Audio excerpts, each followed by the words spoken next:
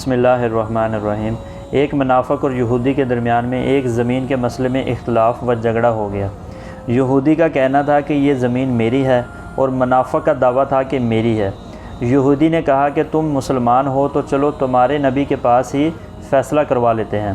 اب دونوں یہ مسئلہ لے کر آپ صلی اللہ علیہ وسلم کی خدمت میں آئے اور اپنے مابین اس زمین کے متعلق فیصلہ طلب کرنے لگے۔ تو آپ صلی اللہ علیہ وسلم نے دونوں کی گفتگو سننے اور دونوں کے دلائل کا جائزہ لینے کے بعد یہودی کے حق میں فیصلہ کیا کہ یہ زمین یہودی کی ہے اور اس مسلمان کی نہیں۔ آپ صلی اللہ علیہ وسلم کا یہ فیصلہ منافق کو پسند نہ آیا۔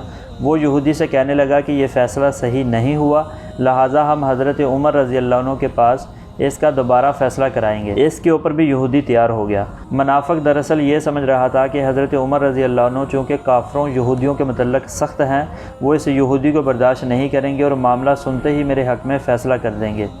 چنانچہ دونوں حضرت عمر رضی اللہ عنہ کی خدمت میں پہنچے اور اپنے مسئلے کی تفصیل سنائی اور فیصلہ چاہا، اور یہودی نے یہ بھی کہہ دیا کہ حضرت اس کا فیصلہ آپ کے نبی صلی اللہ علیہ وسلم میرے حق میں کر چکے ہیں، مگر پھر بھی یہ مسلمان ماننے کو تیار نہیں۔